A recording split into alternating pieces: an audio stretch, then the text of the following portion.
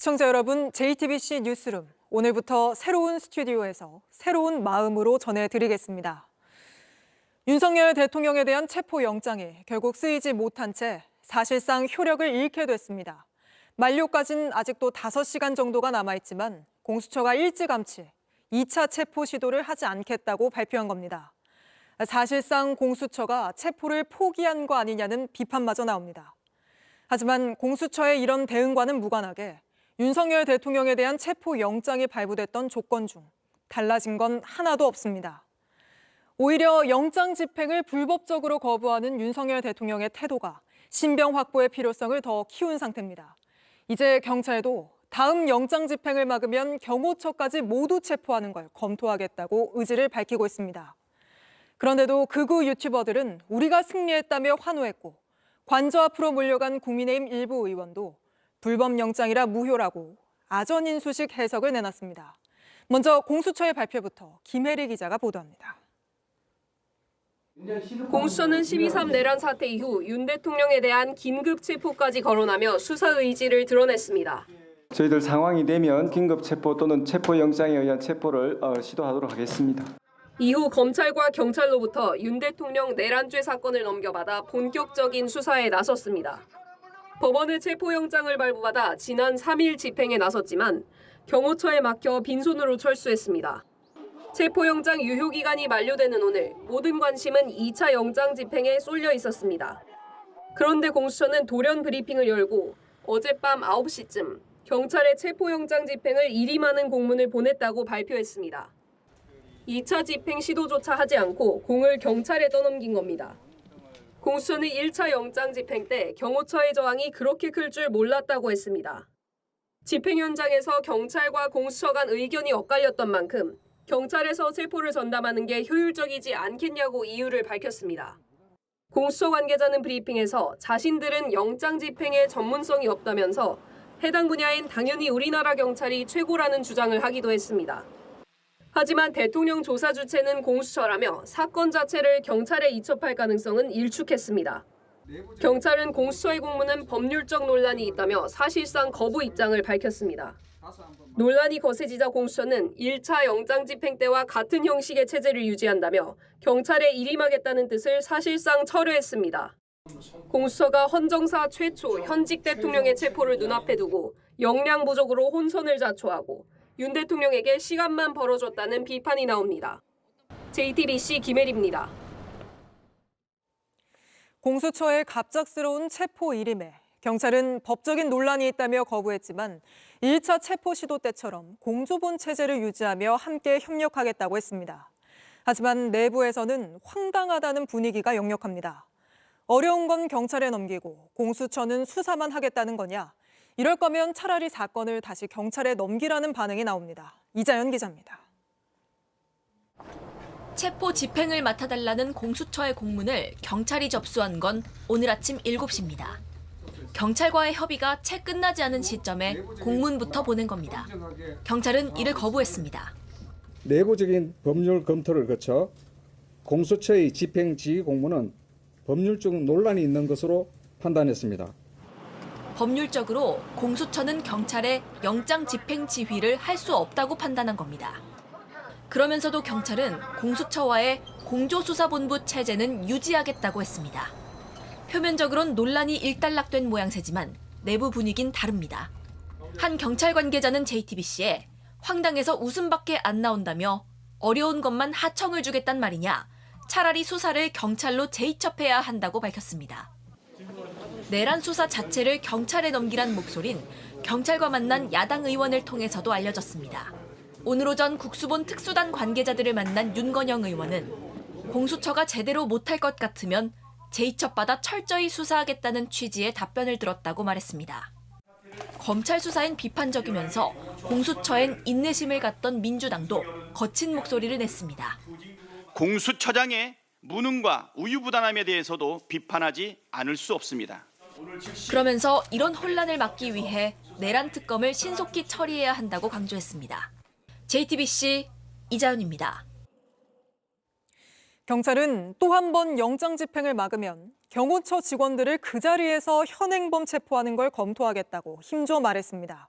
그러면서 경호처가 인간벽을 쌓아 집행을 막는 과정에 일반 사병까지 투입했다고도 했습니다. 이은진 기자입니다. 첫 체포영장 집행 당시 일부 군인들은 몸으로 공수처 수사관을 막아섰습니다. 경찰은 이 당시 경호처가 수도방위 사령부 소속 일반 병사들을 동원했다고 밝혔습니다. 나라를 지키기 위해 입대한 병사들을 사실상 방패막이로 내세운 겁니다. 경찰은 만약 2차 체포영장 집행 때도 경호처 직원들이 막아선다면 현행범으로 체포하도록 검토하겠다고 강조했습니다. 또 윤석열 대통령 체포를 적극적으로 시도할 계획이라며 대통령 소재도 파악하고 있다고 밝혔습니다. 머뭇거리는 사이 경호처는 노골적으로 관저 요새화에 나섰습니다. 어제 새벽부터 관저 입구를 버스 6대로 빈틈없이 둘러쌌습니다. 버스 한 대로만 입구를 막았던 1차 집행 때보다 더 촘촘해진 겁니다. 정문은 두터운 차벽 4겹으로 막히고 그나마 접근 가능한 옆길도 철조망을 둘러쳐 접근 자체가 어려워졌습니다. 철망에다 건드리면 몸을 찌를 수 있도록 뾰족한 그런 침을 다 매달아 놓은 거죠. 경찰은 경호처 저지선을 뚫기 위해 특공대를 투입하는 방안을 검토하고 있습니다. JTBC 이은진입니다. 보신 것처럼 앞으로 윤석열 대통령에 대한 체포 시도를 하지 않겠다는 게 아닙니다. 그런데도 극우 극렬 지지층은 축제 분위기입니다. 공수처를 조롱하며 급기야는 집단 소송을 내자는 주장까지 하고 있습니다. 심가은 기자입니다. 공수처가 경찰의 영장 집행을 일임한다는 소식이 전해진 건 오늘 아침 8시 10분쯤입니다. 공수처가 한 발 물러섰습니다. 윤석열 대통령 체포영장 집행, 경찰 너네가 맡아주면 안 돼? 라며 공문을 보냈다고 합니다. 탄핵 반대 집회 진행자는 공수처를 조롱하듯 발언을 이어갔습니다. 여러분들의 애국심, 이 한남동의 이 압도적인 민심으로 우리가 이번에 공수처의 망나니 행태를 꺾어냈습니다, 여러분! 춤을 추고 노래를 부르면서 탄핵 반대 집회는 삽시간에 축제 분위기가 됐습니다. 윤 대통령의 대변인을 자처했던 석동현 변호사도 단상에 올라 애국 시민의 힘이라며 화력을 더했습니다. 애국 시민 여러분, 우리는 이기고 있습니다. 이겼습니다. 정광훈 씨는 윤 대통령이 지지자들 덕에 체포되지 않은 거라고 주장했습니다. 윤석열 대통령이면 우리를 잘 만났지. 만약에 우리를 안 만났으면요 이미 벌써 깜빵에 가 있을 거예요. 깜빵.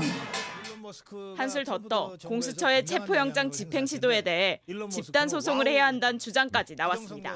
불법 영장 청구 집행을 하겠다고 이자들이 행동을 한 거 아니에요? 집단 소송을 해서 저 오동훈이 저 패거리들을 완전히 체포영장 유효기간 마지막 날 경찰에 공을 넘겨버린 공수처의 예상 밖 행보가 윤 대통령 지지자들의 기세만 높여놨다는 지적이 나옵니다.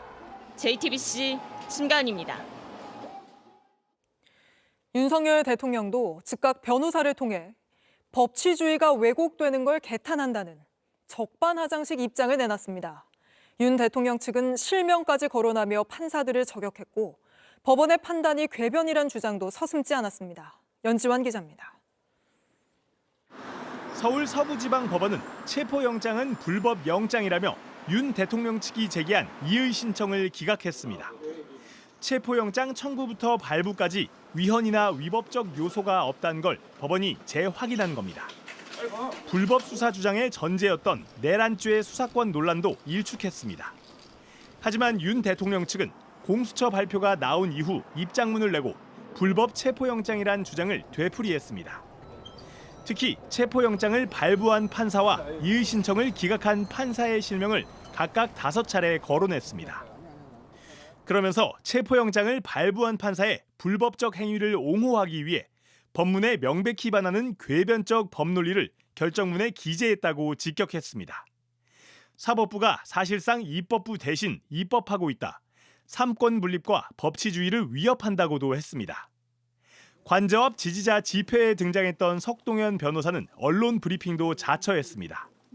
여기서 공수처 수사 상황에 대한 윤 대통령의 평가를 전했습니다.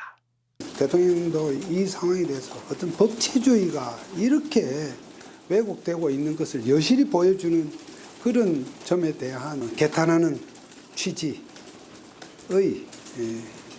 입장이다. 윤 대통령 측은 체포영장 집행 과정에 불법이 있었다며 오동훈 공수처장과 경찰 관계자들을 검찰에 고발했습니다. 일단은 오늘은 11명에 대해서 고발을 하고 추후에 인적 사항이 확인한 대로 추후에 또 검찰총장 출신 대통령과 검사장 출신 변호인이 법원이 발부한 영장을 거부하고 판사까지 직격하며 사법체계를 흔들려 한다는 지적이 나옵니다. JTBC 연지환입니다. 공수처가 윤석열 대통령 체포영장 시한을 허탈하게 넘기자 윤 대통령 측과 극우 세력은 불법 수사가 증명됐다는 식의 여론전을 펴고 있습니다. 법조팀 박병현 기자와 따져보겠습니다. 자, 박 기자. 조금 전에 공수처에서 체포영장 재청구했다는 소식이 들어왔다고요? 예, 공조수사본부는 그 체포영장 영장을 늘리기 위한 영장 재청구를 했다고 조금 전 밝혔습니다. 네. 영장은 앞선 1차 때와 마찬가지로 서울 서부지방법원에 청구를 했다고 했습니다. 네, 알겠습니다. 그러니까 지금 전해드린 것처럼 일단 오늘 대통령에 대한 2차 체포 시도는 없었지만 그렇다고 해서 수사가 끝난 건 아니잖아요. 맞습니다. 법원에서 인정한 이 수사의 정당성은 단 하나도 바뀐 게 없습니다. 이 법원은 윤석열 대통령 변호인 측이 낸 체포영장의 이의 신청을 기각을 하면서 이번 수사를 둘러싼 법적 논란에 모두 선을 그었습니다. 지금 논란이 되고 있는 건 공수처와 경찰 두 수사기관 사이의 실무에 관한 문제일 뿐 수사 자체의 정당성이 흔들린 건 아닙니다. 근데 윤석열 대통령 변호인은 오늘 반박 입장을 또 내지 않았습니까? 맞습니다. 윤곽근 변호사는 오늘 법원이 의도적으로 법률 해석을 왜곡하고 있다며 사법부가 입법부를 대신해 입법을 하고 있는 것이라 주장을 했습니다. 수사기관에 이어 법원의 판단까지 모두 부정하고 있는 겁니다. 윤 대통령 측이 이의 신청을 낸 논리를 법원이 어제 모두 깼습니다. 그 내용을 수사권, 관할 법원, 형사소송법 제외 논란 등으로 나눠 살펴보겠습니다. 네. 이 법원은 내란죄가 직권남용 관련 범죄라며 공수처의 내란죄 수사권을 인정했습니다. 이 서부지법 관할에 대통령실과 관저가 포함이 된다며 네. 이 중앙지법이 아닌 서부지법의 영장을 청구한 것도 문제가 없다고 봤습니다. 윤석열 대통령 측은 이 군사상 비밀을 요하는 곳을 수색할 수 없다는 형사소송법에 예외를 두는 걸 법원이 적시했다. 이 부분도 문제 삼고 있잖아요. 그건 역시 법원에서 논리를 깨지 않았습니까? 맞습니다. 이 군사상, 공무상 비밀에 해당하는 곳을 압수하거나 수색을 할 땐 이 책임자의 승인을 받아야 한다는 규정인데 경호처가 체포영장 집행을 거부하며 내세우는 논리입니다. 네. 이에 대해 법원은 수색영장은 윤석열 대통령의 발견을 목적으로 한다며 사람의 발견을 목적으로 하는 수색은 해당 조항이 적용되지 않는다는 입장입니다.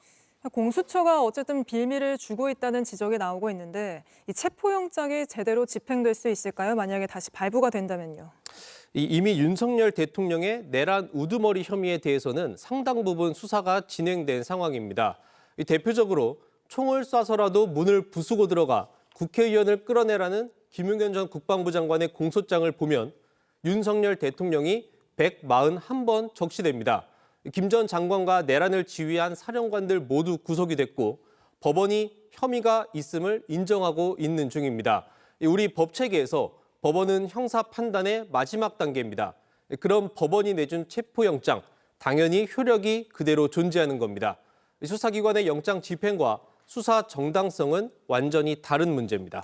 알겠습니다. 박병현 기자는 잠시 뒤 다시 또 이야기 나눠보도록 하겠습니다.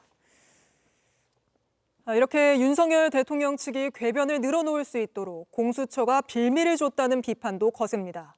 출범 때부터 인력 부족, 또 수사력 부족 문제가 거론됐는데 이번에 그 문제가 현실로 드러났다는 지적입니다. 한민정 기자입니다. 윤석열 대통령에 대한 체포영장을 발부받은 다음 날 공수처는 경호처를 향해 경고했습니다. 바리케이드, 그다음에 철문 등을 잠그고 우리 체포영장 집행에 응하지 않는 것 자체가 공무집행 방해라고 인식하고 있습니다. 하지만 지난 3일 5시간 넘는 대치 끝에 관저문을 막아선 경호처 앞에서 공수처는 발길을 돌렸습니다. 수사 의지도 실력도 부족한 것 아니냐는 지적이 나오는 가운데 이는 공수처의 태생적 한계와도 무관치 않습니다. 2021년 문재인 정부에서 출범한 공수처는 경찰에 대한 수사 지휘권이 없습니다.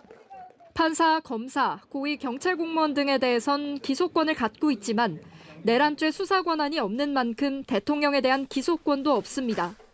적은 인력도 수사력 미비의 원인으로 꼽힙니다.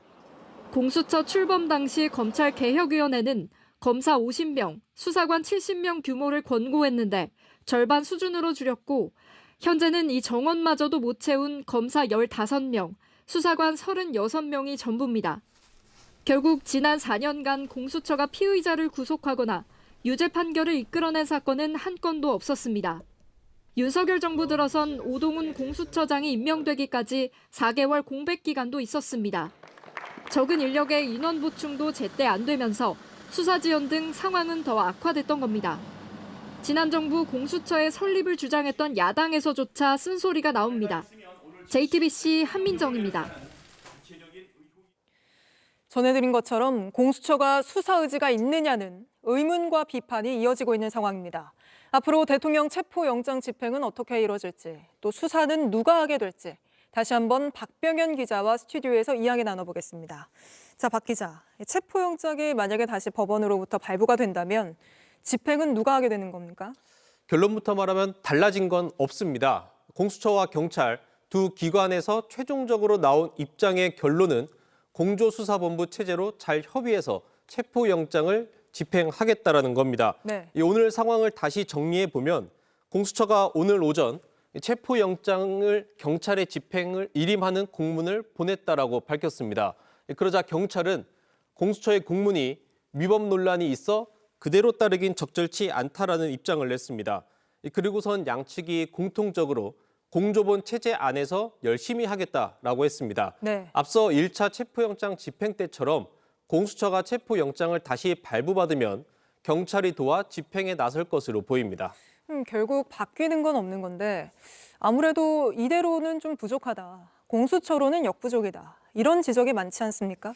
예, 그런 지적은 공수처가 자초한 면이 큽니다. 오늘 오전 공수처가 낸 주장을 요약하면 공수처가 발부받은 영장으로 경찰이 대통령을 체포해 오면 공수처가 조사하겠다라는 겁니다. 네. 전례가 있던 일도 아니고 법적으로도 맞지 않다는 의견이 대다수입니다. 무엇보다 오동훈 공수처장의 기존 입장과도 맞지 않습니다. 오 처장은 지난달 11일 국회에서 대통령의 수사 의지를 묻는 질문에 긴급 체포 또는 체포영장에 의한 체포 시도를 하겠다 이렇게 밝혔습니다. 현직 대통령의 체포를 언급할 정도로 강한 수사 의지를 드러냈지만 결국 말뿐인 것으로 드러난 겁니다. 오늘도 경찰의 체포영장 집행을 일임하겠다 밝힌 자리에서 조사 주체는 공수처라고 못 박았는데 대통령의 신병을 어떻게 확보하고 무슨 내용을 조사할지라는 보다는 대통령 조사의 외양에만 치우쳤다라는 비판을 피하기 어려워 보입니다. 사실 누가 수사를 하느냐보다 수사를 제대로 해내는 게 중요한 거잖아요. 결국 경호처의 저지망을 어떻게 뚫어낼 것이냐가 관건인데 1차 체포 시도 때를 보면 공수처의 수사 의지가 약해 보였다. 이런 평가도 나오지 않습니까? 맞습니다. 지난 3일 체포영장 집행 과정에서 이 경찰이 경호처장과 경호처 차장의 체포를 건의했지만 이 공수처가 반대한 것으로 알려졌습니다. 이 물리적 충돌을 우려했다는 게 공수처의 설명인데 경찰 내에서도 공수처가 이렇게 약할 줄 몰랐다는 반응이 나오기도 했습니다. 그런 만큼 공수처가 아니라 특검이 수사해야 한다는 목소리가 다시 또 나오고 있지 않습니까? 맞습니다. 공수처가 체포영장을 발부받았을 때까지만 해도 시간표대로 수사를 잘하면 내란 특검은 필요가 없을 거란 전망까지 나왔습니다. 하지만 공수처의 수사가 삐끗하면서 특검의 필요성이 더 부각되고 있습니다. 그래서 국회에서 다시 내란 특검을 통과시킨다면 최상목 대통령 권한 대행의 역할이 더 중요해질 수밖에 없다라는 예상이 나옵니다. 알겠습니다. 박병현 기자와는 여기까지 짚어보겠습니다. 윤석열 대통령의 체포를 막아선 대통령 경호처의 총지휘자, 바로 박종준 경호처장입니다. 과거 국민의힘의 전신인 새누리당 후보로 2차례 총선에 출마했고 내란 사태의 비선기획자 노상원 씨와 함께 근무하기도 했습니다. 강희연 기자입니다.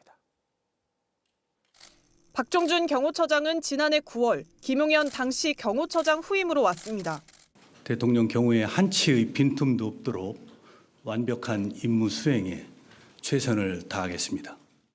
이번 12.3 내란 사태에서 윤 대통령에 대한 공수처의 체포영장 집행을 최전방에서 막아내고 있습니다. 위법적인 체포영장은 따를 수 없다며 사실상 윤 대통령과 말을 맞추고 경호처장으로선 이례적으로 영상까지 촬영해 입장을 발표하기도 했습니다. 사법 절차에 대한 편법, 위법 논란 위에서 진행되는 체포영장 집행에 대해 대통령 경호처가 응한다는 것은 대통령 경호를 포기하는 것이자 직무유기라고 판단하였습니다. 야당에서 극렬 충성파란 지적이 나오는 가운데 실제 박 처장의 과거 정치 이력이 주목받고 있습니다. 박 처장은 지난 2012년과 2016년 총선 당시 각각 충남 공주와 세종에 새누리당 후보로 공천을 받아 출마했다 낙선했습니다.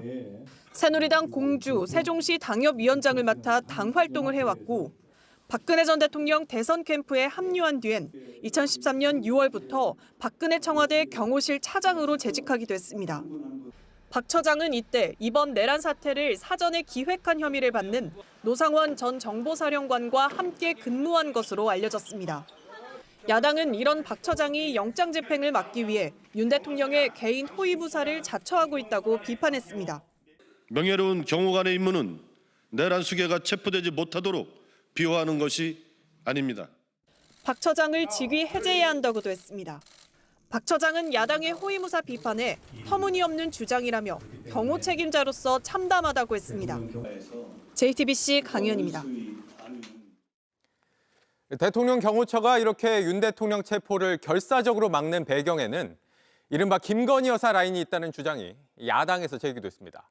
윤건영 민주당 의원은 경호처 관계자들의 실명을 언급하면서 이들이 김 여사 라인이라고 주장했습니다. 이승환 기자입니다. 지난 3일 윤석열 대통령 체포영장 집행 과정에서 대통령 경호처 직원들은 버스 등으로 차벽을 세우고 팔짱을 낀 채 온몸으로 공수처 수사관들을 막았습니다. 경호처가 이렇게 결사적으로 나선 배경엔 경호처 수뇌부를 김건희 여사 라인이 차지하고 있기 때문이란 의혹이 제기됐습니다. 실제로 경호처에서 소위 잘 나갔던 사람들을 김건희 라인이라고 하는데 그래서 경호처가 제 역할을 하는 게 아니라 윤석열의 사병으로 되고 있는 그런 형국인 셈입니다. 윤건영 더불어민주당 의원은 김건희 여사 라인으로 김성훈 경호처 차장과 이광우 경호본부장, 김신 가족부 부장 등을 지목했습니다. 윤 의원은 체포영장 집행 시도가 이뤄진 이튿날 이 본부장이 간부들을 불러 모은 자리에서 군과 경찰이 우리를 배신했다. 경호처가 대통령을 지켜야 한다는 식으로 분위기를 다잡은 걸로 안다고 전했습니다. 상관인 박종준 경호처장은 건너뛴 채 총기와 실탄 지급이 논의됐고 관저로 들어오는 경찰관 등을 체포하기 위해 케이블 타이 400개를 준비하려 했다는 의혹도 제기했습니다. 김건희 라인, 김용현 라인들이 알아서 충성을 한 거죠. 총기도 반입해야 된다. 케이블 타이도 400개를 준비해라. 우리가 잡혀갈 게 아니라 우리가 체포하자라는 식으로 선동을 했다는 겁니다. 이에 대해 대통령 경호처는 관련 사항이 확인되지 않았다며 별다른 입장을 내지 않았습니다. JTBC 이승환입니다. 체포영장 집행이 실패하면서 경호처 지휘권을 가진 최상목 대통령 권한 대행을 놓고도 비판의 목소리가 나오고 있습니다. 영장을 불법적으로 거부하는 상황을 그냥 지켜보는 걸 넘어서 도와주려 한 게 아니냐는 반발까지 나왔습니다. 유한울 기자입니다. 최상목 대통령 권한대행 부총리는 오늘 경제와 외교 관련 일정을 잇따라 소화했습니다.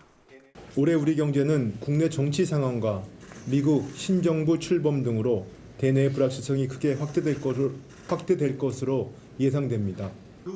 대내의 불확실성을 말하면서도 거기에 일조하고 있는 대통령 경호처의 체포영장 저지에 대해선 묵묵부답이었습니다. 최 권한대행은 앞서 1차 영장 집행 당시 법과 원칙을 강조하며 관계기관이 잘 처리하길 바란다는 원론적인 입장만 내놨습니다.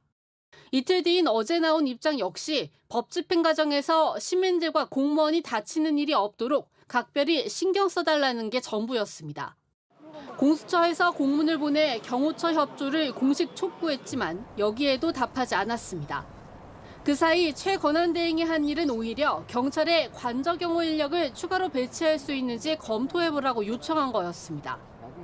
이렇게 저항하고 있는데 이걸 제지할 책임이 있는 직무대행이 제지를 하는 것이 아니라 오히려 지지, 지원하지 않는가. 민주당은 2차 내란이라며 조치를 취하라고 최권한대행을 압박했습니다. 즉시 경호처장과 경호처장, 경호본부장을 직위 해제하십시오. 아무런 조치를 취하지 않는다면 윤석열 내란 수계에 부역하겠다는 뜻을 밝힌 것으로 보고 오늘까지 별다른 조치가 없으면 직무유기 혐의로 고발하겠다는 방침입니다. JTBC 유한울입니다. 극우 유튜버들은 윤 대통령을 지켜야 한다면서 부정선거 음모론에 매달리고 있습니다. 정광훈 씨는 아예 외신 기자들까지 불러서 중국과 북한이 부정선거에 개입했다고 주장했습니다. 그런데 주장만 할 뿐 증거는 내놓을 게 없다고 합니다. 정인아 기자입니다. 지난 주말 체포영장 집행을 막자며 집회를 열었던 사랑제일교회 목사 전광훈 씨. 오늘은 한국의 부정선거를 알리겠다며 외신 기자들을 상대로 기자회견을 열었습니다. 윤석열 대통령을 제거하기 위하여 특별히 지금 그 북한이 대한민국의 선거를 북한이 주도하여 여기는 중국도 같이 참여한 것입니다.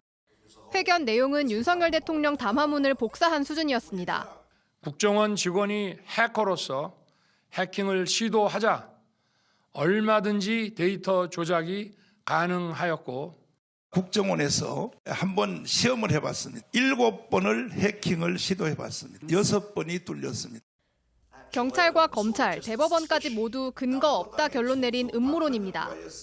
이번에도 증거는 없다 했습니다. 정황 증거는 많이 갖고 있지만 아주 결정적인 실제적 증거는 갖고 있지 않습니다. 전 씨는 자신의 이런 주장을 USB에 담아 윤 대통령에게 전달했다 주장했습니다. 대통령의 반응이 내가 다 알고 있다 이렇게 반응을 했습니다. 대통령하고 10분 동안 면담할 계획을 가지고 있습니다. 1시간 40분 넘는 기자회견 내내 근거 없는 주장과 내란 사태를 옹호하는 발언이 이어졌습니다. 흠은 있지만 그 흠은 비상경 자체를 무효화시킬 정도의 중대한 흠이 될 수가 없습니다. 하지만 관심을 보이는 외신은 많지 않았습니다. 기자석은 듬성듬성 비어 있었고 극우 유튜버나 대통령 지지자들이 주로 자리를 채웠습니다. JTBC 정인아입니다. 이와 함께 극우 유튜버들 또 극단적인 지지자들은 윤 대통령 탄핵을 요구하는 시민들을 북한이나 중국 편이라고 몰아붙이고 있습니다. 문제는 이런 색깔론을 일부 국민의힘 의원들까지 거들고 있다는 겁니다. 김희란 기자입니다. 관저업 극우 유튜버들은 오늘도 선동을 이어갔습니다.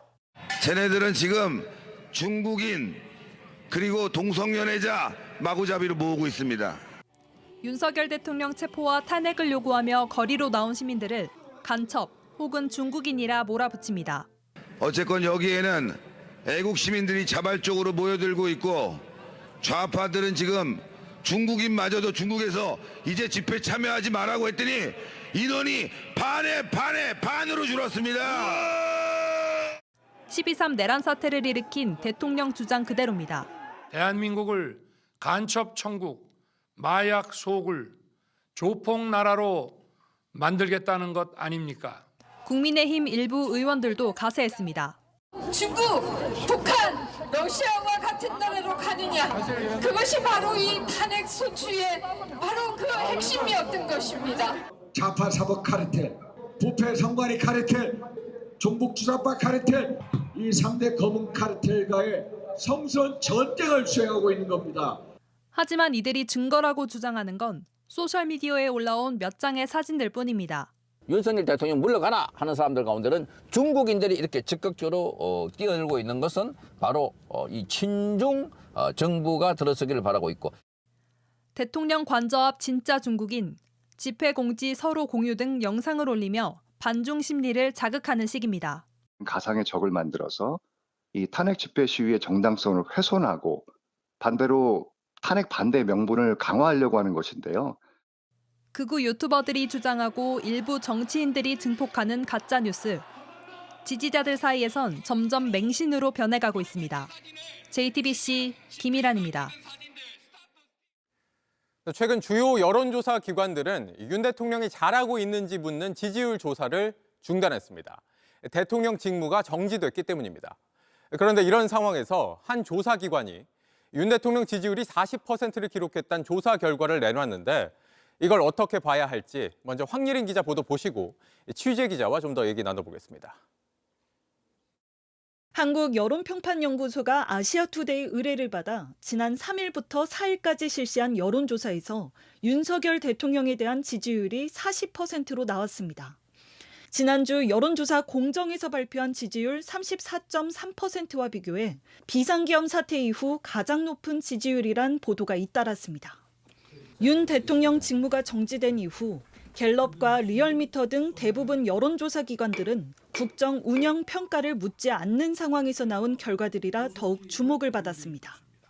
이번에 나온 여론조사 결과는 무선 자동응답 ARS 방식으로 진행됐습니다. 여론조사 전문가들은 무선 자동응답 ARS의 경우 비교적 적극적 지지층 목소리가 반영되기 쉽다고 지적합니다. 녹음된 기계음을 사용하는 ARS는 조사원이 직접 묻는 방식에 비해서 중간에 조사를 중지하기 쉽다는 겁니다. 실제로 이번 조사에서 지지 정당이 없다는 등 무당층은 11%였습니다. 최근 사람이 직접 묻는 전화 면접 방식 조사에서 확인된 무당층 22%보다 적습니다. 질문지에서도 특정 지지층을 염두에 둔 것으로 보이는 대목이 있습니다. 윤 대통령 체포영장에 대한 불법 논란에도 불구하고 대통령을 강제 연행하는 걸 어떻게 생각하는지, 비상계엄 선포 이유로 언급된 중앙선거관리위원회의 부정선거 가능성 의혹 해소하기 위해 공개 검증이 필요하다고 생각하는지 등의 질문이 담겼습니다. 이걸 이제 3, 4, 5번을 쭉 물었잖아요. 전화를 끊고 나가는 분들이 많이 발생했을 가능성도 있습니다. 이건 뭔가 이렇게 의도 있는 조사 아니냐. 예. 이렇게 되면 바이어스 된 사람들만 남아서 통계가 잡힐 수도 있기 때문에. JTBC 황예린입니다. 네, 이 여론조사 결과를 놓고 문제점을 지적하는 전문가들이 많습니다. 강버들 기자와 좀 더 짚어보겠습니다. 강 기자, 이렇게 최근에 윤 대통령 지지율이 상승세다 이런 조사 결과가 나오고 지지층에서 이걸 부각해서 퍼뜨리는 상황이 좀 자주 보이고 있어요. 네, 지난해 12월 26일 윤석열 대통령의 지지율이 직전 조사에 비해서 약 13%포인트가 오른 30.4%가 됐다는 조사 결과가 나왔습니다. 네. 그때 대통령 지지자들은 이런 기대를 밝혔습니다. 앞으로 일주일 이내에 윤석열 대통령 지지율이 40% 돌파! 보름 이내 과반 돌파! 응답 안 하시는 분들까지 감안하면은 이미 윤석열 대통령 지지율은 과반 예, 그리고 어제는 40%, 오늘은 39.6%라는 지지율이 나온 겁니다. 네. 이렇게 30%대에서 40%로 이렇게 앞자리가 바뀌게 되면요, 아무래도 눈길이 더 가고 의미를 부여하게 됩니다. 이런 수치들은 지지자들뿐 아니라 국민의힘 의원들도 단톡방에서 많이 공유하고 있다고 합니다. 네. 이 비상계엄 선포 직후에는 움츠려 들었던 여당 의원들이 최근 관저 앞 집회에 나가서 대통령을 지키자, 이렇게 외치는 데는 이런 조사 결과도 영향을 줬을 걸로 보입니다. 네, 뭐 이런 여론조사들은 뭐 추이 같은 것도 계속 좀 지켜봐야 되고 어디서 했는지도 좀 중요할 텐데 어디서 내놓은 결과입니까? 네, 둘 다 2021년 여론조사 기관으로 등록한 한국여론평판연구소라는 곳에서 실시를 했습니다. 네. 이 조사를 의뢰한 곳은요, 각각 아시아투데이 그리고 뉴데일리라는 언론사입니다. 의뢰한 곳이나 이 조사기관이 특정 성향을 가진 건 아닌지, 또 그게 결과로 이어지는 이른바 하우스 이펙트가 나타난 건 아닌지 생각하시는 분들도 있습니다. 다만 전문가들은 응답률이 낮은 ARS 조사 방식이란 점에 더 주목했습니다. 네. 응답률이 낮다는 의미는 거절하시는 응답자가 많다는 의미이기도 합니다. 전 국민을 대표한다는 차원에서 접근을 한다면 조사 결과를 해석하는 데 있어서도 조금 더 주의를 기울일 필요가 있다고 생각을 합니다. 네, 통상 ARS 조사의 응답률은 5% 안팎이고요. 전화 면접 조사의 경우는 10에서 15%라고 합니다. 앞에서 전해드린 이 지지율 40%가 나온 저 조사, 여론조사의 응답률은 4.7%였습니다. 네, 또 앞서 리포트에서도 봤었지만 이 조사 방식에 문제가 있다는 전문가 지적이 있었는데 여론조사는 특히 질문을 어떻게 하느냐, 여기에 따라서 또 결과가 달라지기도 하잖아요. 네, 저희가 지금 띄워드릴 받고 있는데요. 이 두 가지 질문. 실제로 조사가 이루어졌던 것들입니다. 네. 이 최상무 권한대행이 헌법재판관을 임명한 거에 대한 의견을 물으면서요. 하나는 야당 단독 의결로 추천안이라고 표현을 했고요. 하나는 여야가 이미 합의한 헌법재판관이라고 했습니다. 이 헌법재판관을 임명해야 한다. 혹은 임명하지 말아야 한다라면서 여야가 됐던 논리 중에 한쪽만을 반영한 질문들입니다. 전제 자체가 한쪽의 논리만 반영했다는 거죠? 네, 그렇습니다. 그렇기 때문에 응답에 어떤 식으로든 영향을 줄 수가 있습니다. 이 전문가들은 단순하게 물어야 한다고 했고요.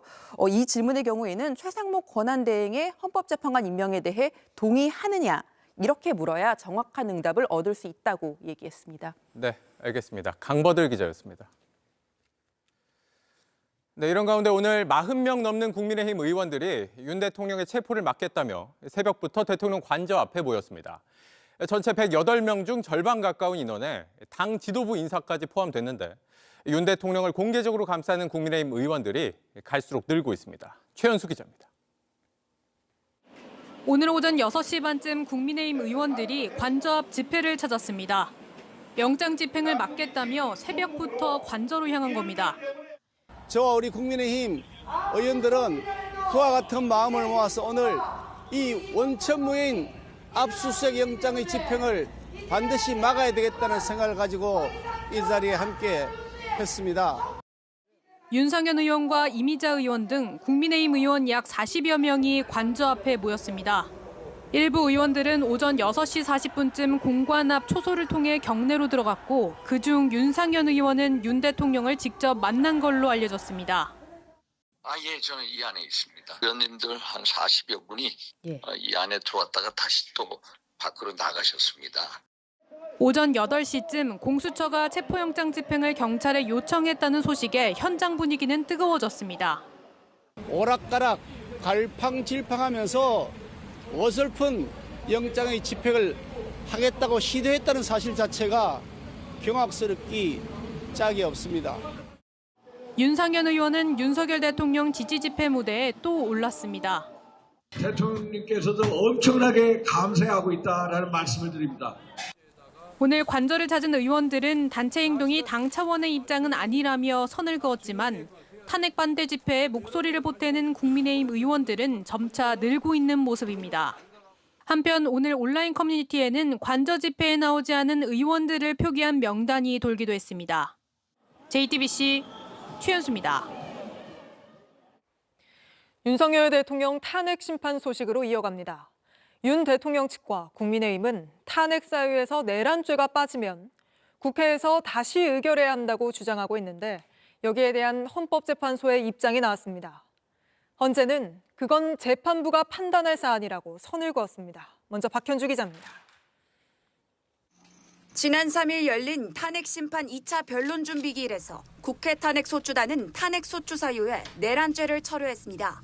그러면은 계엄과 관련한 일련의 행위가 내란죄 등 형법상의 범죄에 해당한다는 주장은 철회한다는 그런 취지신가요? 사실상 철회한다는 주장입니다. 내란 혐의에 대한 판단은 형사법정에서 다뤄져야 한다는 이유에서였습니다. 그러자 윤 대통령 측은 내란죄를 포함하지 않으면 탄핵 심판도 원천 무효라며 반발했습니다. 탄핵 소추안을 바꾸고 국회의 의결 절차를 다시 밟아야 한다고 주장했습니다. 국민의힘도 가세하며 오늘 헌법재판소에 항의 방문했습니다. 탄핵 소추문의 중요 사실에 변경이기 때문에 만약 내란죄를 뺀다 그런다면은 탄핵 소추는 성립할 수 없는 것입니다. 이에 대해 헌법재판소는 탄핵 사유를 변경하려면 국회 의결이 필요한지에 대한 명문 규정은 없다고 밝혔습니다. 그러면서 그 부분은 재판부가 판단할 사안이라고 선을 그었습니다. 탄핵소추안 재의결이 필요하다는 논쟁이 이어지자 헌법재판소가 사전에 논란을 차단했다는 분석이 나옵니다. 이런 가운데 오늘 헌재는 첫 8인 회의를 열었습니다. 지난 연말 임명된 2인의 재판관이 본격 합류한 겁니다. 8인 회의는 매주 2회 변론을 열기로 만장일치로 결정했습니다. JTBC 박현주입니다. 이렇게 정치권에서 논란이 거세자 헌법재판소는 탄핵 사유에서 내란죄를 철회하라고 국회 측에 권유한 사실이 없다고도 못 박았습니다. 마치 헌재가 민주당과 조율한 것처럼 보이는 걸 차단해서 공정성 시비에 얽히지 않으려는 걸로 풀이됩니다. 계속해서 김태형 기자입니다. 지난 3일 헌재 2차 변론 준비기일을 마친 국회 측 대리인은 탄핵 사유에서 내란죄를 뺀 경위를 설명했습니다. 헌법재판의 성격에 맞는 주장과 입증이 이루어질 수 있도록 하기 위함이고 그것이 재판부께서 저희에게 권유하신 바라고 생각하고 있습니다. 재판부가 탄핵 심판 성격에 맞게 심리할 수 있도록 한다는 취지였습니다. 하지만 정치권에선 헌재가 국회 측에 내란죄 철회를 권유했다는 확대 해석이 나오기도 했습니다. 현재 국회 탄핵소추위원단은 민주당을 중심으로 꾸려져 있고 탄핵에 반대하는 국민의힘은 빠져 있습니다. 윤석열 대통령 측과 국민의힘은 내란죄를 뺀 것에 정치적 의도가 있다며 비판의 목소리를 냈습니다. 논란이 이어지는 가운데 오늘 헌재는 명확히 선을 그었습니다. 천재현 헌법재판소 공보관은 헌재 탄핵 사유로 형법상 내란죄를 철회하도록 권유한 것이 맞느냐는 질문에 그러한 사실은 없다고 못 박았습니다. 헌재가 국회 탄핵소추단과 사전에 조율한 것처럼 비춰 공정성 문제가 불거질 수 있다는 점을 우려한 것으로 보입니다. 헌재는 윤 대통령의 탄핵 심판을 시작하면서부터 신속하고 공정한 진행을 강조하고 있습니다. JTBC 김태영입니다. 하나 더 짚어드리면 헌법재판소는 8년 전 박근혜 전 대통령 탄핵 심판에서도 형법 위반은 따지지 않았습니다. 탄핵 심판의 본질은 헌법 수호라는 겁니다. 당시 결정문을 보면 헌재는 박 전 대통령이 헌법 수호의 관점에서 용납할 수 없는 중대한 법 위반을 저질렀다며 파면했습니다. 조혜연 기자입니다. 박근혜 전 대통령은 2021년에서야 뇌물과 직권남용 혐의 등으로 대법원에서 유죄를 확정받았습니다. 국정농단 사건이 불거진 지 5년 만입니다. 헌재는 이보다 앞선 2017년 3월 박 전 대통령을 파면하면서 이러한 형사법 위반 여부를 따지지 않았습니다. 당시 결정문을 보면 헌재는 공익실현의무 위반, 기업의 자유와 재산권 침해 등 헌법 위반과 국가공무원법 위반 등을 파면의 사유로 꼽았습니다.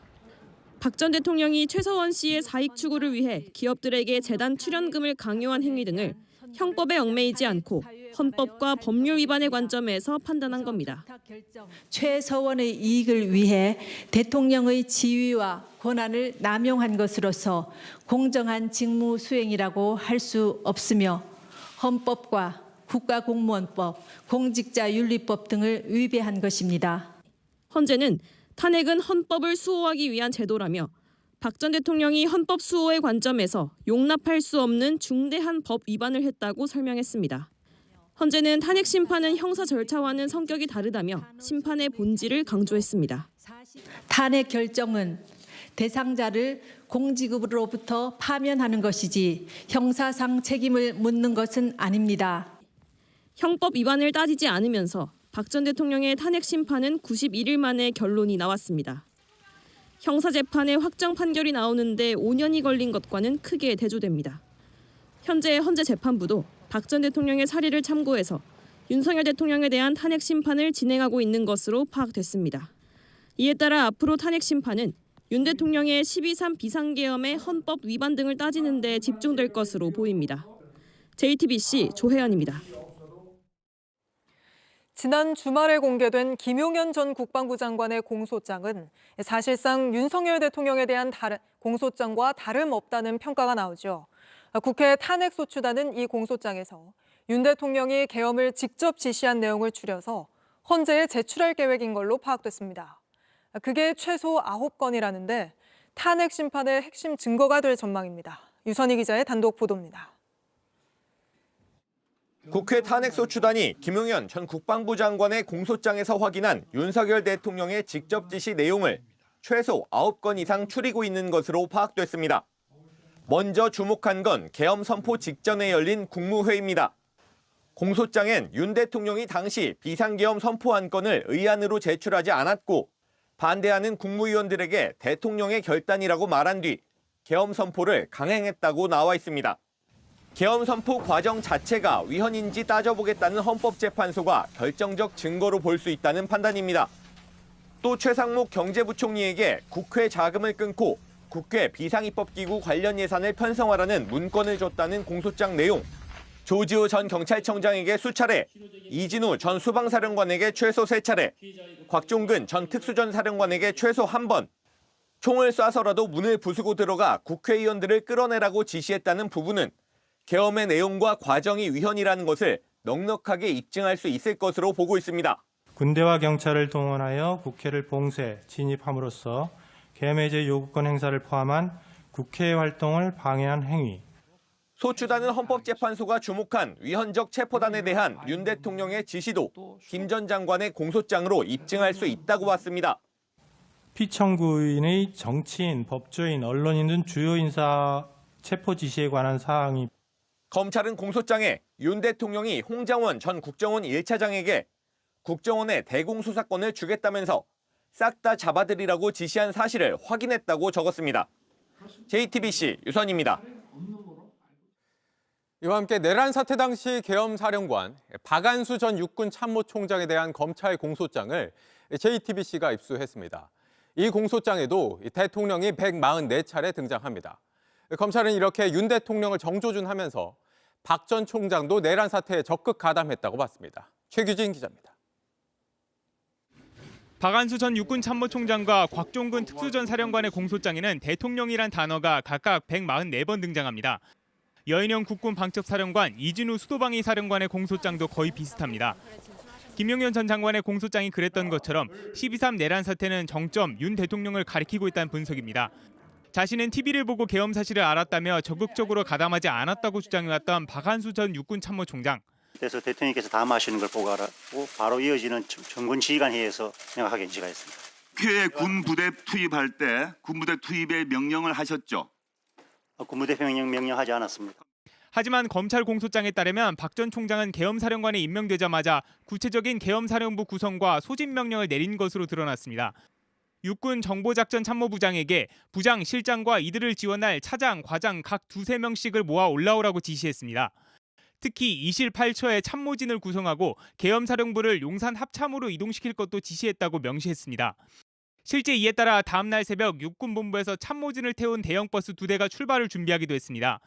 검찰은 4일 새벽 2시 30분까지 육군본부 소속 계엄사령부 참모진 34명이 구성됐다고 밝혔습니다. JTBC 최규진입니다.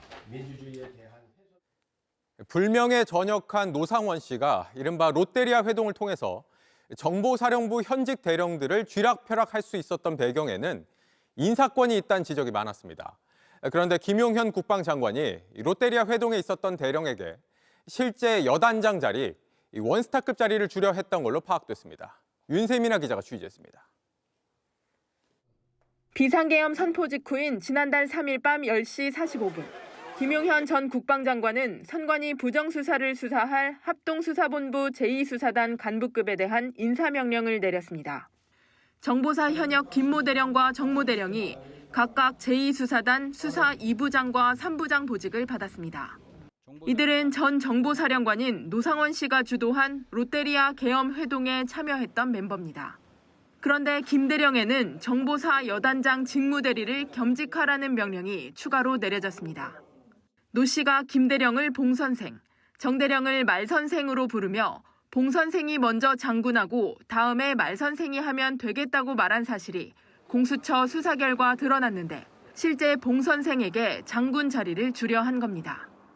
원스타인 준장이 맡아온 정보사 여단장 자리를 대령에게 맡기려 한 건 이례적입니다. 노 씨와 계엄 모의에 주도적으로 참여한 인물을 요직에 앉히려 했던 것으로 보이는 정황입니다. 다만 국방부가 적절성에 문제를 제기하면서 실제 여단장 직무대리 발령은 나지 않았습니다. 지난 여름 하급자 폭행 의혹과 블랙요원 정보 유출 사태로 책임 논란이 있었던 문상호 정보사령관을 유임시킨 것도 김 전 장관의 결정이었던 것으로 드러났습니다. 김 전 장관은 장관에 취임하자마자 국방부 인사담당 간부에게 문상호를 사령관으로 계속 근무할 수 있도록 조치하라고 지시했습니다. 계엄 모의에 적극 가담한 인사들을 요직에 두고 보호해줬던 겁니다. JTBC 윤세민입니다. 이런 가운데 내란 특검법과 김건희 여사 특검법에 대한 국회 재표결이 모레 이루어질 예정입니다. 체포영장 집행이 늦어지자 민주당이 더 이상 특검 추진을 늦출 수 없다고 나선 건데 이번에도 관건은 국민의힘에서 이탈표가 얼마나 나오느냐입니다. 하혜빈 기자입니다. 민주당은 내란 특검과 김건희 여사 특검법, 이른바 쌍특검법을 오는 8일 수요일에 재표결에 붙이기로 했습니다. 내란 특검법을 즉시 재의결하고 만약 부결되면 곧바로 재추진해야 합니다. 바로 본회의를 열어주시기를 요청드립니다. 당초 윤석열 대통령 체포 상황에 따라 재의결 일정을 정하려고 했으나 영장 집행이 늦어지면서 특검 추진을 더 늦출 수 없다는 판단인 겁니다. 앞서 내란 특검과 김건희 여사 특검법은 지난달 12일 본회의 문턱을 넘었습니다. 국민의힘에서 각각 5명, 4명이 찬성표를 던지면서 가결 기준을 통과했는데 이후 최상목 대통령 권한대행이 거부권을 행사하면서 법안은 국회로 돌아와 있는 상황입니다. 국민의힘이 내일 당장 재표결을 추진한다는 민주당 제안에 반대하면서 여야가 엇갈렸지만 일단 오는 8일 본회의를 여는 것에 합의했습니다. 다만 국민의힘은 쌍특검법 자체에는 반대 입장을 유지한다는 계획입니다. 우리가 여태까지 했던 대로 여러 가지 헌법적인 문제가 있어가지고 반드시 부결돼야 된다고 생각을 합니다. 당론으로.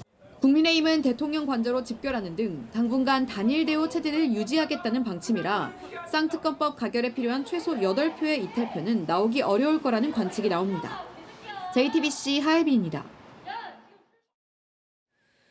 12.3 내란 사태. 벌써 한 달이 지났지만 사태가 수습되지 않으면서 해외에서도 우리나라의 상황을 주시하고 있습니다. 이웃 나라인 일본과 중국은 연일 속보로 전하고 있는데 부정선거론에 윤 대통령 체포가 불법이라는 지지자의 일방적인 주장까지 전파를 탔습니다. 도쿄에서 정원석 특파원입니다. 구속을 둘러싸고 깊어지는 분단. 일본 아사히 신문 국제면 제목입니다. 윤석열 대통령의 체포영장 집행을 놓고 대통령 관저 앞에서 맞붙은 찬반 집회를 분단 상황에 빗댄 겁니다. 한 공간에서 공산주의 세력, 내란의 수괴란 서로 상반된 목소리가 거리를 채우고 있다고 전했습니다. 마이니치 신문은 부정선거론까지 거론했습니다. 윤 대통령 지지자들이 지난해 총선에서 부정이 있었다고 주장하고 있다고 보도했습니다. 윤 대통령 체포가 불법이라는 일방적인 주장도 방송 전파를 탔습니다. 그건 불법이에요. 안 됩니다. 예, 안 됩니다. 그러니까 우리가 못하도록 이래 막으려고 왔어요. 중국 언론들도 양측 집회를 분열의 시각으로 바라봤습니다. 길 하나를 사이에 두고 욕설을 주고받는다며 한국 정치의 양극화가 사회 전 계층에서 발생하고 있다고 진단했습니다. 윤 대통령이 반국가 세력을 언급한 건 도널드 트럼프 미국 대통령 당선인의 발언과 유사하다는 분석도 내놨습니다. 극단적이고 일방적인 주장들이 여과 없이 외신을 장식하면서 한국 사회의 분열상만 부각되는 모습입니다. 도쿄에서 JTBC 정원석입니다. 윤석열 대통령 탄핵 반대 시위에는 이렇게 트럼프 당선인을 연상시키는 구호가 자주 보이죠. 여기에 최측근 머스크가 놀랍다는 반응을 보였는데 이걸 두고 윤 대통령 지지층에선 트럼프 측이 지지를 표시한 거란 주장까지 나오고 있습니다. 하지만 트럼프는 탄핵 정국 한 달째 침묵을 지키고 있습니다. 워싱턴 정강현 특파원입니다.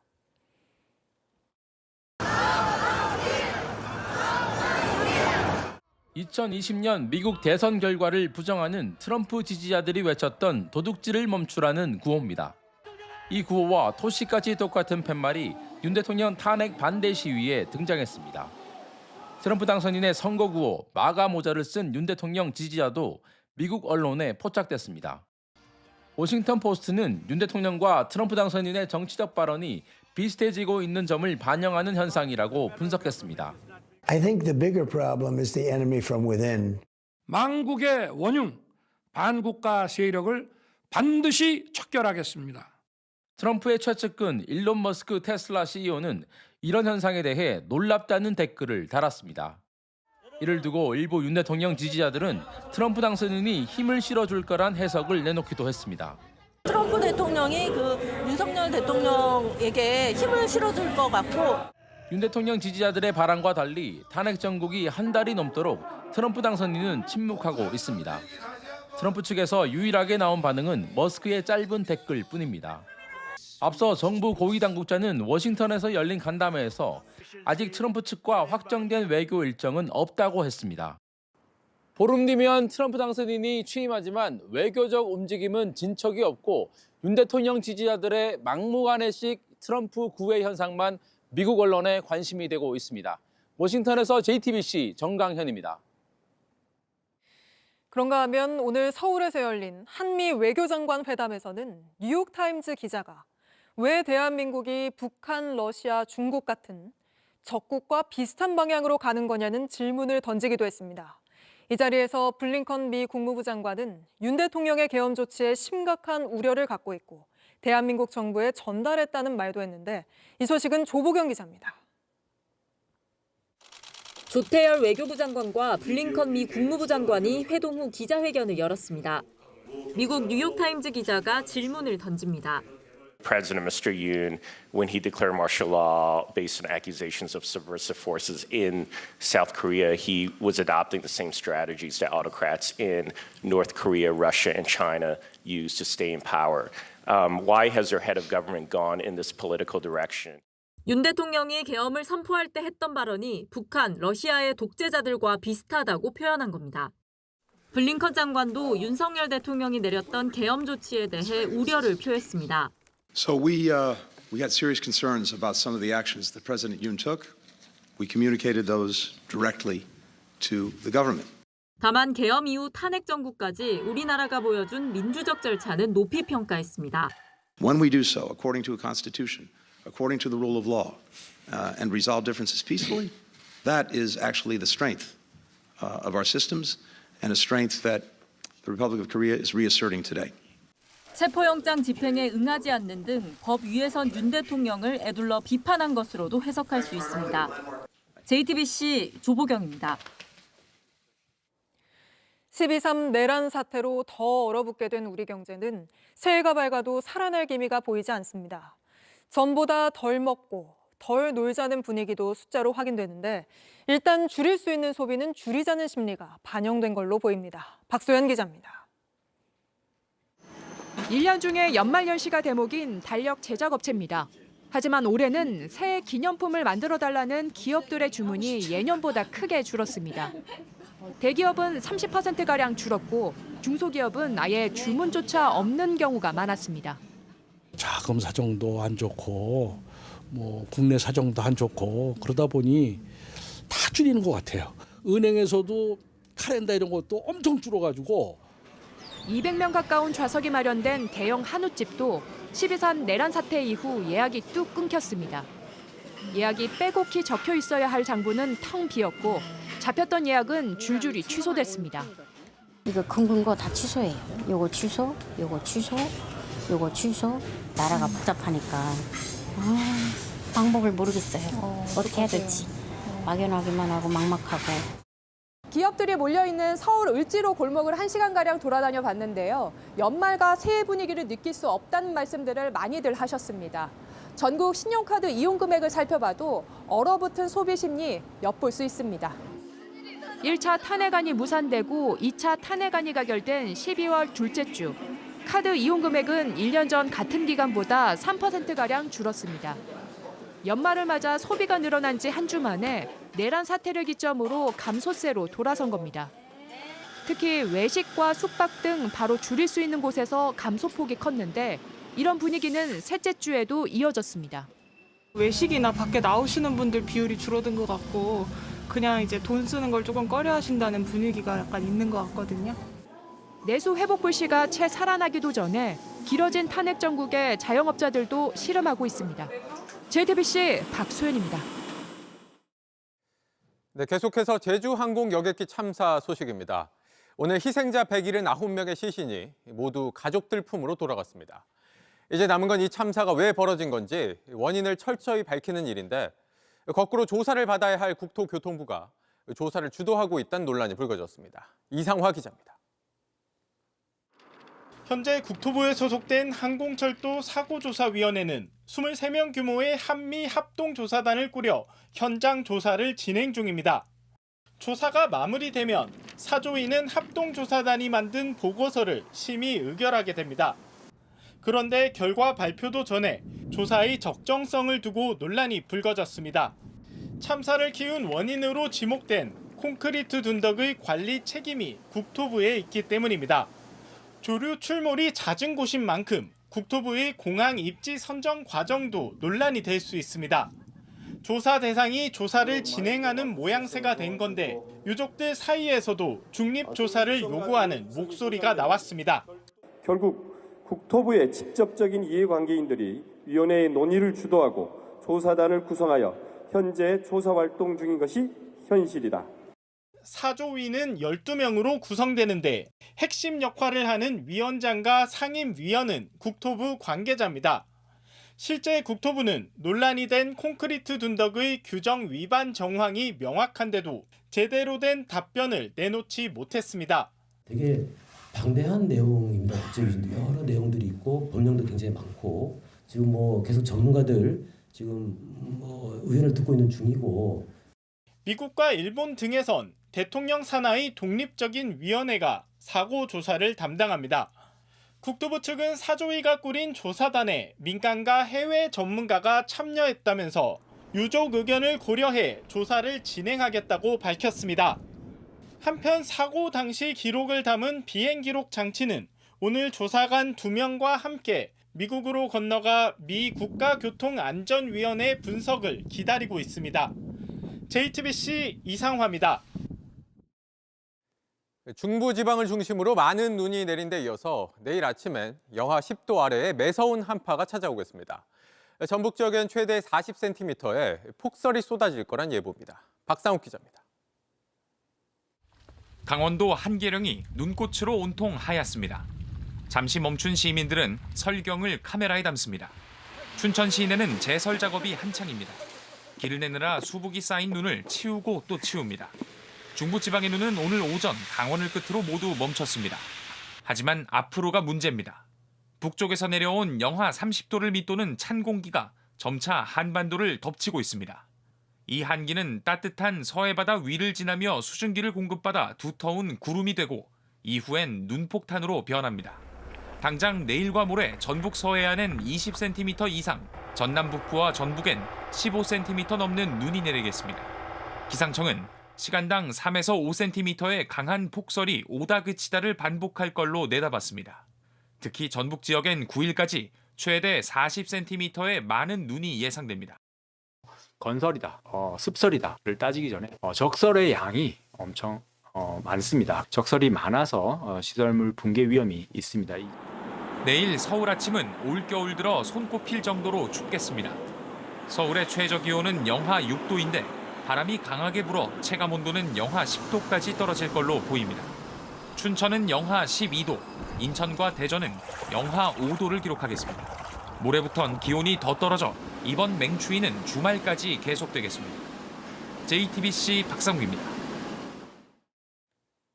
최근 독감이 무섭게 퍼지고 있습니다. 3주 전보다 환자가 10배나 늘면서 병원과 응급실이 북새통인 상황인데 전문가들은 지금이라도 예방접종을 맞아야 한다고 조언합니다. 이희정 기자입니다. 서울의 한 이비인후과. 콜록거리는 환자와 보호자로 병원이 가득합니다. 기침이 발작적으로 나와요. 쉬지 않고 숨이 넘어갈 듯 그렇게 하고 콧물, 그리고 오한도 좀 심하고. 대부분 독감으로 내원한 겁니다. 38도 이상의 고열, 기침, 인후통, 전신 근육통이 제일 심하고요. 일반 감기 증상과 다르게 훨씬 증상들이 심합니다. 빨리 예방주사를 맞는 걸 추천드립니다. 약국에도 해열제나 기침약 판매가 크게 늘었습니다. 지난주 독감 의심 환자는 외래 환자 1000명당 74명으로 전주에 비해 136% 늘었습니다. 2016년 이후 8년 만에 가장 높은 수치입니다. 전파 속도도 빨라 3주 전과 비교하면 10배나 급증했습니다. 연령별로는 청소년과 어린이가 가장 많습니다. 응급실도 사정은 마찬가지입니다. 지난주 환자는 일주일 사이 하루 평균 3,300여 명이 늘었는데 셋 중 1명은 독감 환자였습니다. 코로나19가 끝난 뒤엔 마스크를 대체로 안 쓰고 추운 날씨 탓에 환기는 잘 안 해 감염이 활발해진 겁니다. 전문가들은 증상이 심할 경우 추가 진료를 받는 것이 좋다고 조언합니다. 중증으로 갈 만한 거는 호흡곤란처럼 숨이 좀 차는 경우에는 사실 응급실 진료가 1차적으로 가는 게 좀 더 안전할 수는 있습니다. 방역당국은 봄까지 독감 유행이 지속될 것으로 예상된다며 지금이라도 독감 백신을 맞아야 한다고 당부했습니다. JTBC 이희정입니다.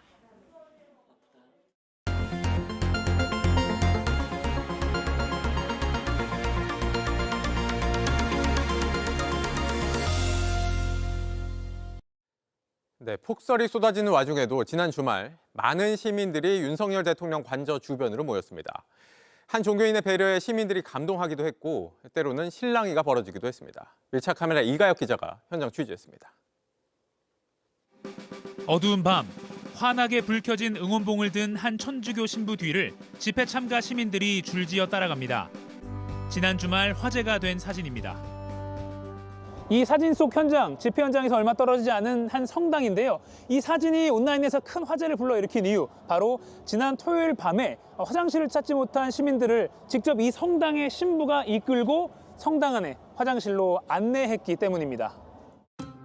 이 사진 찍은 당사자에게 당시 상황을 들어봤습니다. 따라오시라고 하면서 이제 한 번도 아니고 되게 여러 번 왔다 갔다 하면서 이렇게 사람들 화장실 갈 수 있게 해주셔가지고 사람들이 좀 여기서 고생하니까 열어주신 거잖아요. 이게 종교의 순기능이고 진짜 모습이 아닐까. 사진 속 주인공 대신 동료 신부를 만날 수 있었습니다. 저희가 이 신부님을 지금 만나뵐 수는 없는 건가요? 너무 이틀 밤을 새셔가지고 지금 주무신다고 그래서 들어가셨는데요. 다른 곳도 아니고 수도원인데 화장실 개방하는 게 쉬운 결정은 아니지 않느냐고 묻자 명쾌한 답이 돌아옵니다. 화장실은 가야 되니까요. 네, 그렇죠. 당연한 거죠. 네. 공간을 기꺼이 내준 곳은 또 있었습니다. 네, 집회 현장 바로 옆에 있는 건물입니다. 평소에는 공연장으로 쓰이는 건물인데 오늘은 집회 참가자들 위해서 이렇게 시민에게 개방됐습니다. 이렇게 화장실을 질서 있게 기다리는 시민들도 볼 수 있습니다. 예술 작품이 많이 설치된 곳인데도 추위 속 시민들을 먼저 배려한 겁니다. 사실 막으면 또 막을 수 있는 일인데 그렇죠. 딱 못 그렇죠. 들어오게. 잠가버리면 돼요. 그래도 그건 아니다. 우리가 나름대로 개방해놓고 그렇게 이렇게 첫날 경험해보니까 또 상식이 있는 분들이에요. 10차선 도로 위 육교입니다. 이곳에서는 양쪽 집회를 모두 조망할 수가 있고 그리고 눈으로 직접 대통령 관저도 볼 수 있기 때문에 많은 시민들과 취재진 그리고 유튜버들도 이렇게 몰리고 있습니다. 윤 대통령 지지 집회도 둘러봤습니다. 태극기와 성조기가 보입니다. 관계자로 보이는 사람이 다가와 촬영을 하려면 정치 성향을 증명하라고 요구합니다. 이해하지 않겠고 혹시라도 잘 증명해달라고 해줘야 돼요. 나한테 뭐 확인했는데 핸드폰에 카카오톡이나 페이스북에 보여줄 수 있어? 뭐 일부러 상대방을 자극하려는 듯한 모습도 종종 목격됐습니다. 윤석열 대통령 체포를 주장하는 시민들이 많이 모여 있는데 지금 반대편을 좀 비춰주시죠. 이렇게 태극기를 든 윤석열 대통령 지지하는 시민도 무언가 시비를 거듯 서 있는데 일부 시민들이 항의를 하고 있는 그런 모습입니다. 가까이 보시죠. 다시 탄핵 반대 집회 현장으로 돌아가는 이 남성을 쫓아가 봤습니다. 선생님, 저 JTBC 취재진인데요. 우리는 자유민주주의잖아요. 제가 욕한 것도 아니고 아무것도 안 하고 그냥 태극기만 흔들었어요. 근데 그게 시비 거는 건가? 우리나라에서 태극기 흔드는 게 죄는 아니잖아요. 그러니까 이제 뭐 어떻게 하는지 보러 가신 건가요? 그러면 아니요, 태극기 흔들러 봤어요. 얼굴 나가도 괜찮아요? 네, 나가도 괜찮고요. 그리고 좀 공정보도 좀 잘 부탁드리겠습니다. 이날 저녁 최근 공수처의 체포영장 집행을 막아 논란이 된 박종준 대통령 경호처장이 이례적인 영상 담화문을 발표했습니다. 탄핵 반대 집회 무대에선 수시로 이 영상이 나왔습니다. 대통령 경호 책임자로서 참담하고 안타까운 마음을 금할 수가 없습니다. 어느덧 주말이 다 지나고 월요일 새벽이 됐습니다. 여전히 자리를 지키고 있는 탄핵 촉구 시민들이 적지 않습니다. 힘든데 또 이렇게 오늘 처음 봤는데 친구 같고 언니 같고 오빠 같고 그러신 분들이 많아서 다행히 나중에 이제 훗날 엄마는 이렇게 여기서 이렇게 시위를 하고 집회를 하고 너희들에게 좋은 세상을 물려주기 위해서 왔다 이걸 보여주고 싶었어요. 주말을 지나 다시 월요일 새벽 6시입니다. 눈이 펑펑 내렸던 지난 토요일부터 땅이 아직까지 젖어 있는 월요일 아침까지 시민들이 이 작은 은박 담요를 덮고 자리를 지키고 있는 이유, 상식대로 일이 처리되길 바라는 마음 때문입니다. 시민들의 빼앗긴 일상은 언제쯤 돌아올까요? 밀착 카메라 이가혁입니다.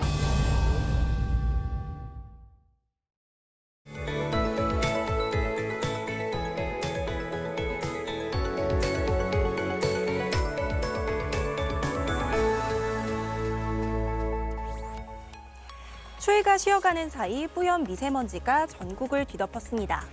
반대로 내일은 공기질이 좋아지겠지만 매서운 추위가 찾아오겠는데요. 서울의 아침 기온이 영하 6도, 체감온도는 영하 11도에 달하겠고요. 목요일에는 영하 12도까지 뚝 떨어지겠습니다. 급격한 기온 변화에 대비해 건강관리를 잘하셔야겠습니다. 내일부터 목요일까지 충청 이남 지역에 또다시 폭설이 예보됐습니다. 우선 모레까지 전북에 최대 20cm, 충남과 전남에도 10cm가 넘게 오는 곳이 있겠습니다. 강하고 많은 눈이 길게 이어지는 만큼 폭설 대비를 철저히 하시기 바랍니다. 해안가에는 강풍이 예상되는 가운데 동해안은 대기도 무척 건조하겠습니다. 내일 아침엔 대전 영하 5도, 전주 영하 3도로 오늘보다 크게 추워지겠는데요. 낮 기온도 서울과 춘천이 1도에 그치겠습니다. 당분간 서쪽 지역에 눈과 비가 자주 내리겠고요. 모레부터는 낮에도 영하권 추위가 이어지겠습니다. 날씨였습니다. 법 적용에는 절대 예외가 있을 수 없다. 이렇게 말하며 법치주의가 신념이라고 강조해온 사람, 바로 윤석열 대통령입니다. 하지만 이제 그 스스로가 예외가 돼버렸습니다. 법원이 발부한 영장이라면 모두 예외 없이 집행돼야 하는데 내란죄 피의자인 윤 대통령은 영장을 무용지물로 만들었습니다. 이런 식으로 자기 차례가 왔을 때 나만 쏙 빠지려고 한다면 그건 신념도 아니고 또 법치주의도 아닙니다. 네, 뉴스룸 저희가 준비한 소식은 여기까지입니다. 시청해주신 여러분 고맙습니다.